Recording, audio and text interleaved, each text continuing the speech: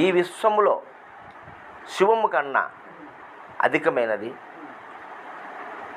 శివము కన్నా శ్రేష్టమైనది,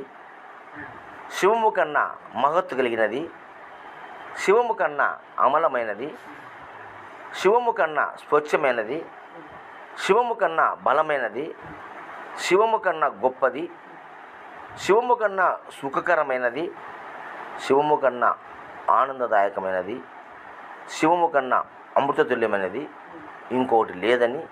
ఇదే సత్యమని, ఇదే శాశ్వతమని, ఇదే ఆది మధ్యాంతరహితమని, ఇదే మానస గోచరమైనదని,